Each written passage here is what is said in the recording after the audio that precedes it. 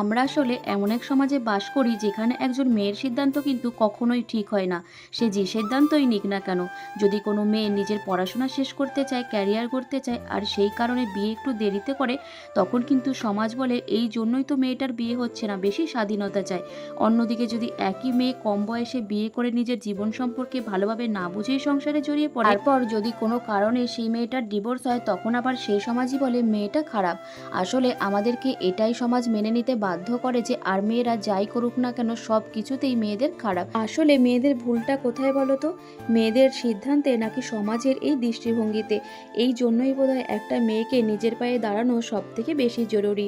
So hello everyone, কেমন আছো তোমরা সবাই? আমার নতুন একটি ভিডিওতে তোমাদের সকলকে স্বাগত।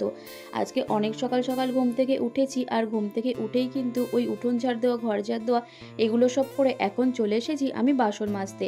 কাল দুপুর থেকে রাত পর্যন্ত মোটামুটি অনেকগুলোই বাসন জমেছে। এখন এই টুকটুক করে সমস্ত বাসনগুলো আমি মেজে নেব। এর আগে একদিন আমাকে একজন কমেন্ট করেছে, তোমাদের কড়াইটা কি কালো? আসলে কি করব বলো, এই কড়াইটা কিন্তু আমার জন্মের আগের কড়াই, এটাকে যতই ধুই না কিন্তু এটা এরকমই থাকে। এদিকে বাসন মাজা কমপ্লিট করে কিন্তু আমি চলে এসেছি একটু বেসনের বড়া করব। আজকে সকালে বেসনের বড়া আর মুড়ি আমাদের ব্রেকফাস্টের মেনু। তাই সকাল সকাল কিন্তু ওই কাজগুলো সেরে আমি এদিকে চলে এসেছি পকোড়া ভাজতে।